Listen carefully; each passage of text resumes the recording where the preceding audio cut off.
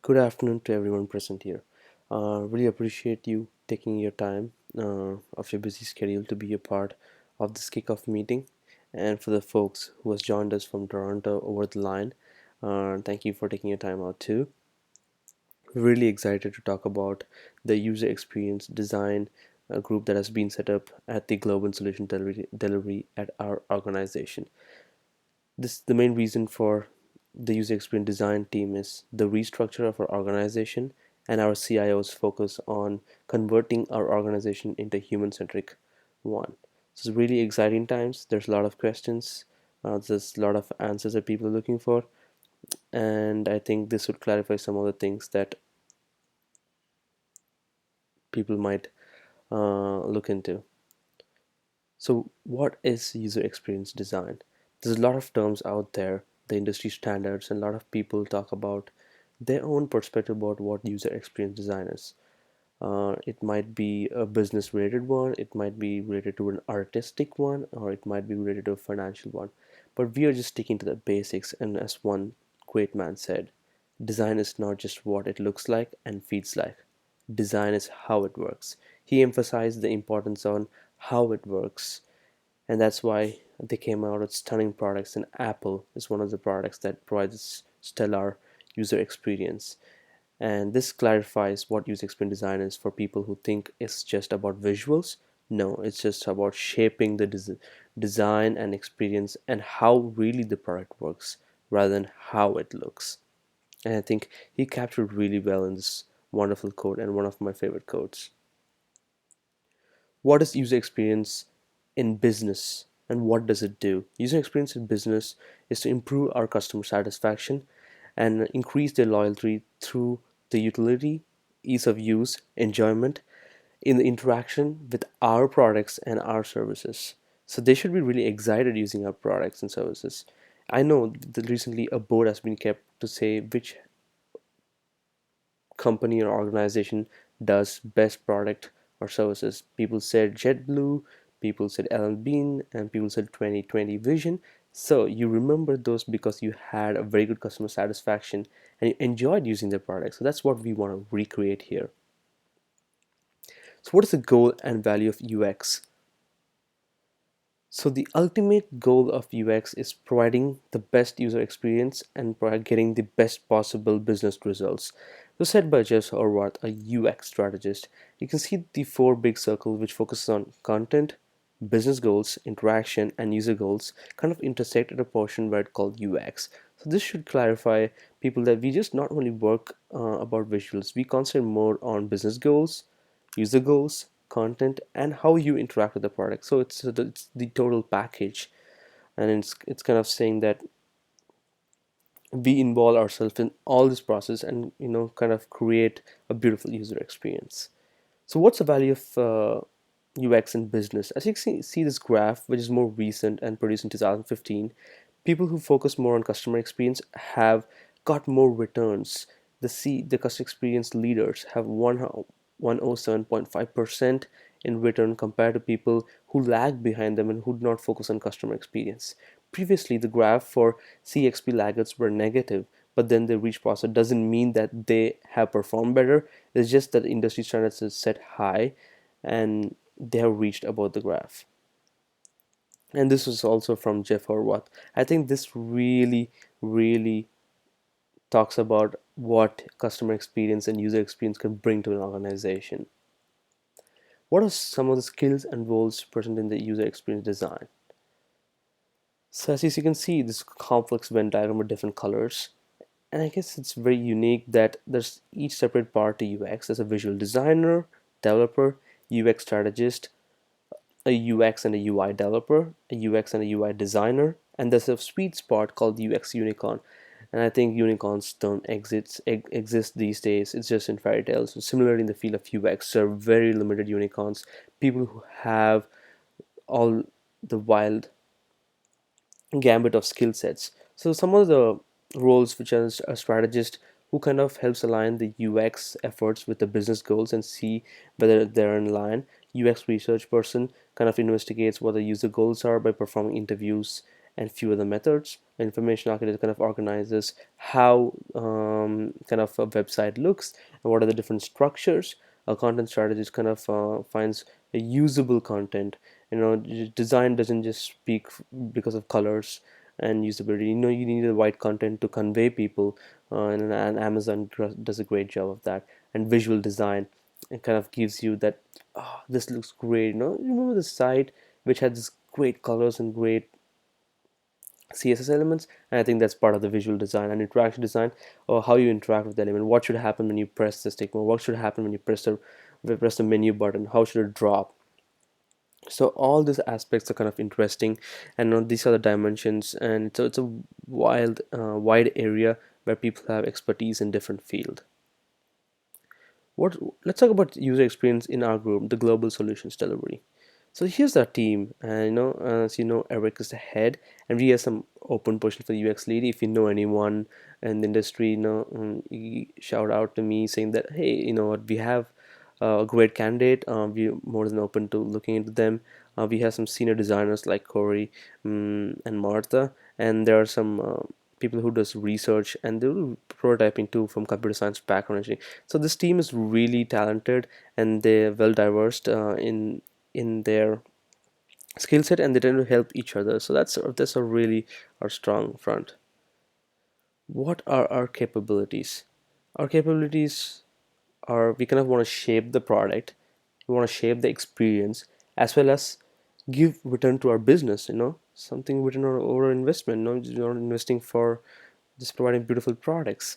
So how do you shape our product? We sit out with product managers and our stakeholders, kind of use the whiteboard to draw our designs and see, hey, this is how our vision should be, this is how our product should look like. And we kind of want to have a brand or a style guide, and have consistency among our products. That's how we shape the product. How we want to shape the experience, kind of having interaction design. This pattern satisfy the user? Does he like this kind of pattern? And we kind of want to test our product, and see how the user feels. Is it easy to click on this, easy to find this information, and how do you get back all the money you invested? We do research, we test our products, and we kind of have a very good strategy in place, so that we know that we can record our metrics. So what is our engagement model? Since our major reorganization 2 months back, we have been divided into 5 experience towers, and the UXT team has a liaison for each tower. This doesn't mean that each person or each tower works as a silo. We work horizontally across the towers, and then we have the core requirement from the business, and we have our lab of forward thinking who kind of feeds in their bit of project work. So our primarily focuses in front of these 5 towers and provide a great experience. So how does our process look like? So this is an overall view of how the process looks like. We have pretty diverse stages, as I can say: discover, hypothesis, prototype, where you kind of iterate it, kind of go back and again and see how the product works.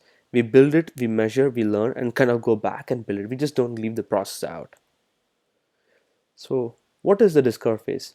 We want to know, who are we designing for, why are we designing for, what is the need to design for this person. you know Go to the basic understanding of why the system needs to be developed and what needs this indicator. So we kind of do user needs evaluation. We can also do the business and gather business requirements, and then ask them, oh, why do you want to build this product, what are your aims, and what our user aims are. Some of this has having a blueprint.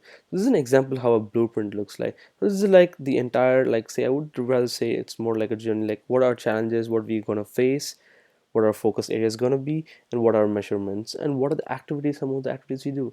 And here's an example for the hypothesis process. So there's always an assumption that, okay, this product is supposed to do this. I'm creating this product for this purpose. Is it really we are creating that product for that purpose? Does the user really have that problem, or does he have another problem? So we kind of hypothesize and kind of have conducted stakeholder research and do user research as well. You kind of have more ideas and test out ideas, to see whether the hypothesis is true or not. Some of the key outputs of this is having a journey map, a persona, and having a scenario with a persona. So here's a persona example of a persona. This is a persona, and he has his goals, the problems, his investment knowledge, his tech demographics, and kind of we develop personas so that we can relate to someone that we are creating, make this project really personal and cater to the needs of the person rather than going and talking to users all the time. We create a persona based on their needs.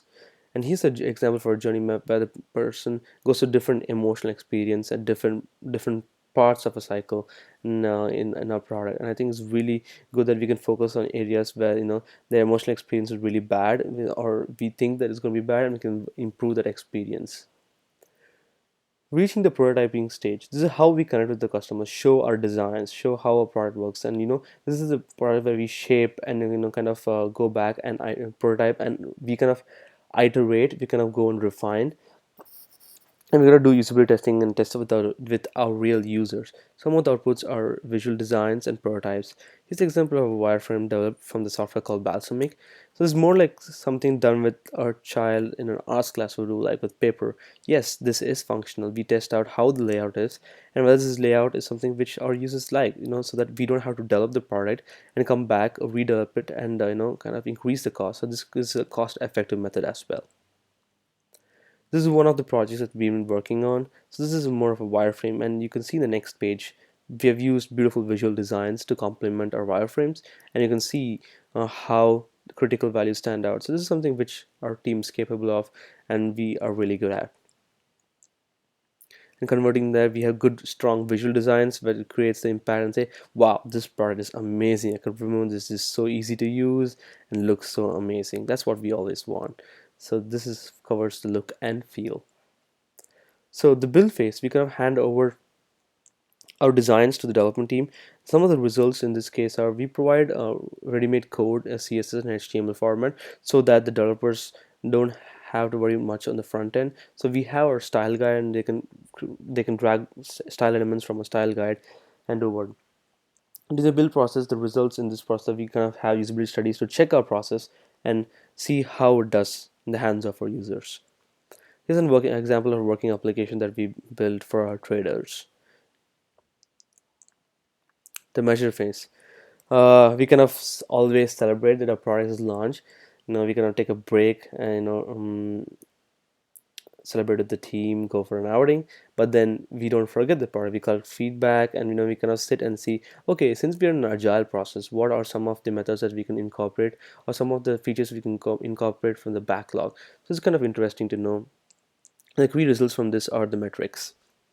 So the Google Analytics is a good example of metrics, but we're looking into different formats, also different softwares like Crazy Egg, Clickstream, or Google Analytics to incorporate with the system and learn.